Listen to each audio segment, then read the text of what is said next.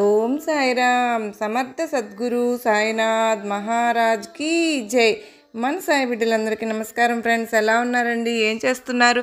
అందరూ బాగున్నారు కదా? మన సాయినాథుని దయ వలన అందరూ బాగున్నారని, బాగుండాలని మనస్ఫూర్తిగా బాబావారిని కోరుకుంటూ ఆ సాయినాథుని కరుణ కటాక్షములు మనందరిపైన నిండుగా మెండుగా ఉండాలి అని మనస్ఫూర్తిగా బాబావారిని వేడుకుంటూ ఈరోజు వీడియో అయితే స్టార్ట్ చేస్తూ ఉన్నాను. అంతకంటే ముందుగా మీతో చిన్న విషయం పంచుకోవాలని ఆశపడుతూ ఉన్నాను. సాయినాథునికి సాధ్యం కానిదే అంటూ ఏమీ లేదు ఫ్రెండ్స్. కానీ మన సమస్య విషయంలో ఎందుకు సాయినాథుడు లేట్ చేస్తున్నారు, ఏమైనా కారణము ఉంటుందా అని గనక మనం ఆలోచించగలిగితే గనక ఖచ్చితంగా ఉంటుందండి. సాయినాథుడు మన సమస్యలు తీర్చకపోవడానికి కారణం ఉందనుకున్నా కూడా అది మనం ఎప్పటికీ కూడా తెలుసుకోలేము ఫ్రెండ్స్. ఎందుకు అంటే మనం బాబావారి తత్వాన్ని అర్థం చేసుకోవడం మన జీవిత కాలము కూడా మనకు అర్థం చేసుకునే శక్తి మనకు లేదు. సాయినాథుని చర్యలు అగాధాలు, కానీ కనీసం మన సమస్య తీర్చనందుకు సాయినాథునికి కారణం ఉంది అనే విషయం మనకు తెలిసి ఉంటే చాలండి. మనకు ఎన్నో అనుభవాలు ఉన్నాయి, ఎన్నోసార్లు మనను గట్టెక్కించారు, మనం అనుకున్నట్లుగా మార్చారు. మరి ఈసారి ఎందుకు మార్చలేదు? చేత కాక కాదు ఫ్రెండ్స్, ఎందుకో చెయ్యలేదు. ఎందుకు చెయ్యలేదో మనకు తెలియదు. దానికి బాబావారికి 1000 కారణాలు ఉంటాయండి. అవి చెబితే మనకు అర్థమవుతాయా? అన్నిసార్లు సహాయం చేసిన సాయినాథుడు ఈ ఒక్కసారి చేయకపోతే మన మీద బాబావారికి ప్రేమ లేదు. సాయినాథుడు నాకు ఎప్పుడు సహాయం చేయలేదు, సాయినాథుడు చేయలేదు అని అనుకోవడం మనం ఎంత మాత్రం కరెక్ట్ కాదండి. బాబావారు మనకు ఎన్నోసార్లు చాలా విషయాల్లో మనకు సహాయం చేసిన సందర్భాలు మనం ఒక్కోసారి మర్చిపోతూ ఉంటాం. అలా కాకుండా ఎందుకు ఆ సమస్యను బాబావారు అలా పెండింగ్లో పెట్టారో, దానికి కారణం ఏంటో మనం ఆలోచించగలగాలి. కానీ మనం ఎప్పుడు కూడా సాయినాథుని అనుమానించే తత్వం అనేది మనలో రాకూడదు ఫ్రెండ్స్. ఇది నేను మీతో పంచుకోవాలి అనుకున్నాను.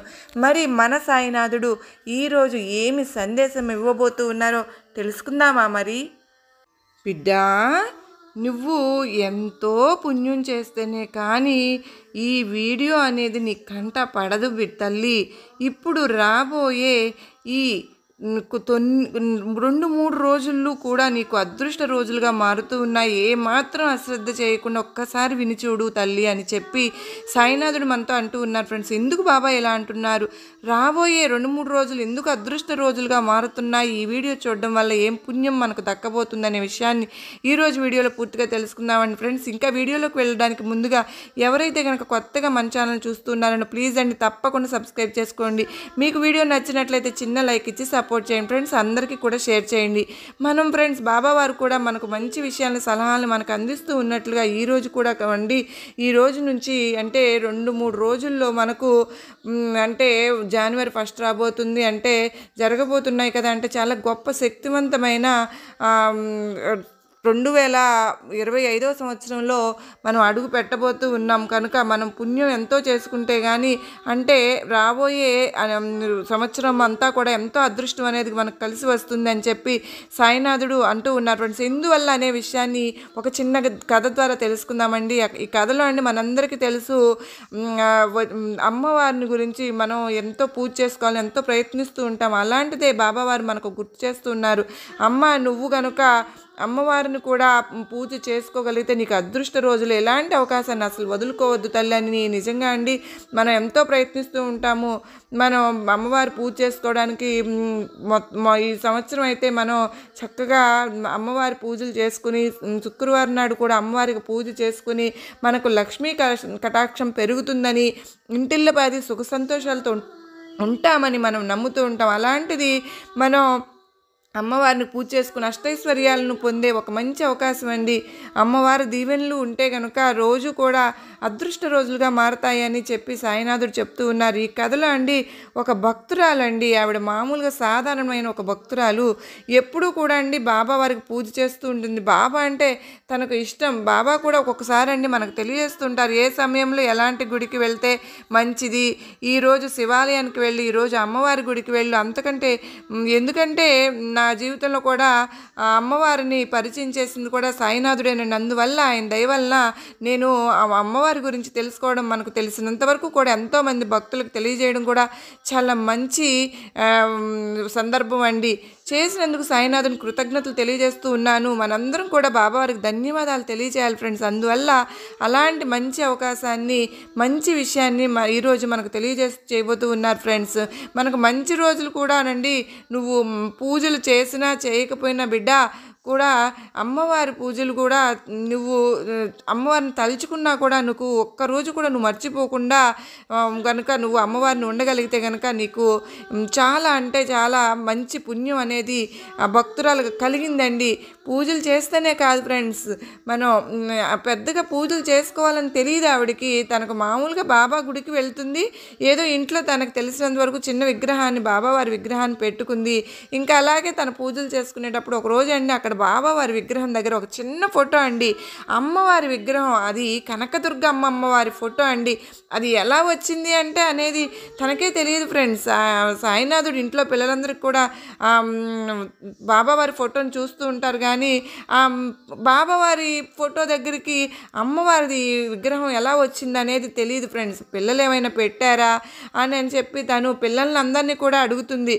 నేను ఇక్కడ పెట్టలేదు, ఎవరు తీసుకొచ్చారు ఏమో తెలియదు అని చెప్పేసి పిల్లలు కూడా అంటారు, తెలియదమ్మా అని. ఎప్పుడూ కూడా అమ్మవారి ఫోటో కనిపించడమో లేదంటే కనుక అమ్మవారి గుడికి వెళ్ళాలని అనిపించడమో ఇలాగ జరుగుతూ ఉంటుంది ఆవిడికి అప్పుడప్పుడు. ఎప్పుడు కూడా మనకు కూడా ఒక మనసులో ఒక విషయాన్ని అనుకుంటూ ఉంటాం. అది పదే పదే మనకు ఏదైనా సరే ఒక గుడికి వెళ్ళాలని, ఒక విషయం చేయాలని అంటే కనుక ఒక కారు కొనాలని అనుకున్నాం అనుకోండి, ఆ కారే ఏ కారు కొంటే మంచిది, ఈ కారు చూడు ఎంత అందంగా ఉందో అని కారు గురించే మనం ఎలా అయితే ఆలోచిస్తూ ఉంటామో, అలాగే ఒక గుడికి వెళ్ళాలి అని, అమ్మవారి గుడికి ఇంతవరకు నేను వెళ్ళింది లేదు, అమ్మవారు ఫలానా అమ్మవారి గుడికి వెళ్ళాలి, కనకదుర్గమ్మ వారి గుడికి వెళ్ళాలి అంటే దుర్గా అమ్మవారి గుడికి వెళ్ళాలి అని పూజ చేసుకోవాలి అన్న ఆలోచన అనేది మనకి కలిగినట్టుగానే ఆవిడకి కూడా అండి ఆ రోజు అమ్మవారి ఫోటో కనిపించిన తర్వాత ఏం మాట్లాడినా కూడా అమ్మవారి గురించి మాట్లాడుతున్నట్టుగా, నేను మామూలుగా వీడియోస్ చూస్తుంటాను లేక మెసేజ్ చూస్తున్నప్పుడు నాకు అమ్మవారి ఫొటోస్ కనిపించడం ఇలా జరుగుతూ ఉందక్క, నాకు అర్థం కాలేదు. ఒకరోజు సాయినాథుడు కళ్ళల్లో కనిపించి, అమ్మ రాబోయే కొన్ని రోజుల్లో నీకు అదృష్ట రోజులే, అవకాశాన్ని నువ్వు అసలు వదులుకోవద్దు అని చెప్పి, నిజంగా అండి వాళ్ళ అత్తమామల ఇంట్లో తను పూజ చేసుకోవడానికి అవకాశం ఉండదు ఫ్రెండ్స్. చిన్న పూజ రూమ్ ఉందండి, 2 గదులు ఉంటాయి అక్క మా ఇంట్లో, నేను వంటగదిలో పూజ చేసుకోవాలి, అక్కడ నాన్ వెజ్ అది చేస్తూ ఉంటారు. ఇలా నాకు అమ్మవారి పూజ చేసుకోవాలని ఎంతో ఆశగా ఉంది. బాబావారు ఇలా తెలియజేశారు, అమ్మ ఈ 3 రోజులు కూడా బాగా చేసుకో తల్లి, చాలా మంచి జరుగుతుంది. ఎప్పుడు కూడా బాబావారు ఏం చెప్పినా కూడా నేను ఫాలో చేయగలను అక్క, కానీ ఇప్పుడు అలా చేయడానికి నాకు ఏంటి చేసుకోలేని పరిస్థితి. ఎందువల్ల అంటే నాన్ వెజ్ చేస్తూ ఉంటారు, అమ్మవారి పూజ కదా, ఇంకా అందుకని చెప్పి మంచిది ఎలా కాదు కదా అలా చేయడం అని నాకు అర్థం కావడం లేదు, ఎలా చేయాలా అనేది భయపడుతూ ఉందండి. తను అలా భయపడుతూ ఉన్నా తనకండి బాబావారి కళ్ళలో కనిపించే ఆమెకు ఈ 2-3 రోజులు కూడా అంటే దేవి పూజ చేసుకోవడానికి తనకి దగ్గరుండే సాయినాథుని చేయించారు ఫ్రెండ్స్. మొదటి రోజు కూడా నువ్వు ప్రత్యేకంగా ఆవిడ కోసం అంటే అమ్మవారి పూజ చేసుకునే రోజున చాలామంది భయపడుతూ ఉంటారు ఫ్రెండ్స్. అయ్యో అమ్మవారికి ఎలా పూజ చేయాలో, కలసం పెట్టి పూజ చేయాలో, లేదంటే కనుక కొలువు పెట్టాలేమో, అంటే బొమ్మల కొలువు పెట్టుకోవాలా, ఇలా పెట్టి నవరాత్రులప్పుడు కూడా మనం వాళ్ళు ఎన్నో రకాలుగా ఆలోచిస్తుంటారండి. బాబా నేను ఏం చేయాలి, నాకు ఎలా చేయాలో తెలియదు, మీరే చెప్పండి అని చెప్పేసి ఆవిడ బాధపడుతూ ఉన్న సమయంలో అండి సాయినాథుడు ఒక ముసలావిడ రూపంలో వచ్చి అలాగ పూజ దగ్గరుండి చేయించారండి. అమ్మ నువ్వు ఎలా భయపడవలసిన అవసరం లేదు, నీ దగ్గర ఏదైతే ఒక వస్తువు ఉందో ఆ వస్తువుతోటే అంటే ఒక నైవేద్యంగా పెట్టడానికి ఒక గ్లాసు పాలు కానీ ఏమి అయినా సరే, ఏమి కుదిరితే అవి ఒక మామూలుగా గ్లాస్తో మంచి నీళ్ళు అయినా సరే అమ్మవారి ముందు పెట్టి మనస్ఫూర్తిగా ప్రేమతో అమ్మవారికి పూజ చేయడమే కావాలండి. అలాగా ఈ మంత్రాన్ని నువ్వు కూడా ఈ 2-3 రోజులు కూడా పట్టించు అని చెప్పి పెద్ద ఆమె దగ్గరుండి 9 అంటే ఆవిడతో పూజ చేయించింది ఫ్రెండ్స్. 2-3 రోజులే కాదు, 9 రోజులైనా చేసుకోవచ్చండి. నైవేద్యం అనేది తెల్లవారు లేపేసరికి ఎవరో ఏదో జరిగినట్టుగా పూజ చేసుకున్నట్టుగా సంతృప్తిగా తనకు అనిపించింది. సాయినాథుని మహిత్యం అలాగే ఉంటుంది ఫ్రెండ్స్. అంటే మనసులో ఇలా చేయడానికి కుదరదని బాధపడుతూ ఉంటే అలాంటి అవకాశం మిస్ అవ్వకూడదని చెప్పి అవకాశం చేయిజార్చుకుంటే కనుక మనం మిస్ అవుతామని చెప్పి ఈ భక్తురాలకు మనం ఎలాంటి సహాయం అయితే చేయాలో బాబావారి దగ్గరుండి అన్ని రోజులు కూడా చక్కగా కళలో కనిపించి ఆ పెద్ద ఆమె రూపంలో పూజలు చేయించారు ఫ్రెండ్స్. ఇది చాలా గొప్ప విశేషం అండి, అదృష్టం. ఎంతో జన్మల పుణ్యం ఉంటే కానీ బాబావారు మనకు మారువేషంలో కనిపించి ఇలా చేయించడం అనేది జరగదు ఫ్రెండ్స్. అలా చేస్తూ ఉన్నప్పుడు తెల్లవారుజామున తర్వాత పూజ చేసినా చేయకపోయినా కూడా నీళ్ళైనా సరే, చిన్న పటికి బెల్లాన్ని అయినా సరే పూజలో పెట్టుకుని తను అలా ఉంటూ ఉందండి. తరువాత కూడా పూజలు అయిపోయినాక కూడా వాళ్ళ ఇంట్లో మంచి మంచి మార్పులు అనేవి జరుగుతూ ఉన్నాయి. వాళ్ళ ఆర్థిక పరిస్థితులు కూడా డబ్బులు లేక ఏదైనా సరే, వాళ్ళ 6 ఉండేవాళ్ళండి. వాళ్ళ అత్తమామలు, ఆడపడుచులు, వాళ్ళ హస్బెండ్, వైఫ్ మొత్తం 6 ఆ ఇంట్లో ఉండేవాళ్ళు. ఇంట్లోకి డబ్బులు సరిపోయాయి కాదు, ఇలా ఇబ్బంది పడేవాళ్ళం అక్క. కానీ ఎప్పుడైతే కనుక బాబావారు ఈ పూజ నాకు దగ్గరుండి చేయించారో ఆ రోజుల్లో మాకు చాలా ప్రశాంతంగా ఉండేది. అలా అంతేకాకుండా ఎంతగానో మాకు అదృష్టం అనేది కలిసి వచ్చిందక్క. మాకు చాలా కొత్తగా మార్పుని అనేది మేము చూడగలిగాము. అప్పటి నుంచి కూడా ప్రతి సంవత్సరం కూడా నేను పూజ చేసుకోవడానికి మేము కొత్తగా కూడా ఇల్లు కొనుక్కున్నాము. పూజ చేసుకోవడానికి కొత్త కబ్బోర్డులు, అంటే పూజ గది అనేది నేను చేయించుకున్నాను అక్క.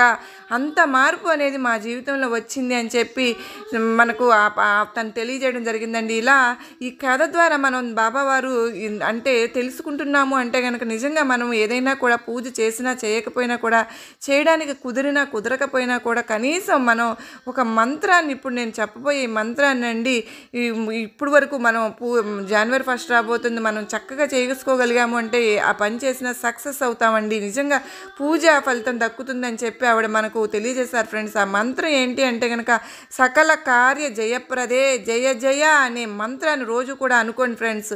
మనం కనుక ఇలా 9 సార్లు కనుక ఏ పరిస్థితిలో ఉన్నా కూడా పూజ చేసే సమయంలో అయినా సరే, చేయకపోయినా సరే, మనం కనుక ఈ మంత్రాన్ని అనుకుంటే నిజంగా చాలా మంచి జరిగింది అక్క నాకు అని చెప్పి ఆవిడ మనకు తెలియజేశారు ఫ్రెండ్స్. ఈ మంత్రాన్ని అనుకోవడానికి ప్రయత్నించండి ఫ్రెండ్స్. ఇక మనకు మన సాయినాథుడు ఖచ్చితంగా అనుగ్రహం అనేది, అమ్మవారి అనుగ్రహం అనేది మనకు తప్పకుండా ఉంటుంది. బాబావారు మనకు ఆశీర్వాదాలు మనకు దక్కుతాయి అని చెప్పి, దక్కాలి అని చెప్పి నేను కూడా మీ అందరి తరపున మరొకసారి సాయినాథుని వేడుకుంటూ ఈరోజు వీడియో మీకు నమ్మకాన్ని, ధైర్యాన్ని కలిగించింది అని అనుకుంటున్నాను. నచ్చినట్లయితే మరికొంతమందికి షేర్ చేయండి ఫ్రెండ్స్. అలాగే మరో చక్కని సాయినాథుని సందేశంతో మరలా మీ ముందుంటాను. అంతవరకు నమస్కారం అండి. ఓం సాయిరాం. సర్వే జనా సుఖినో భవంతు.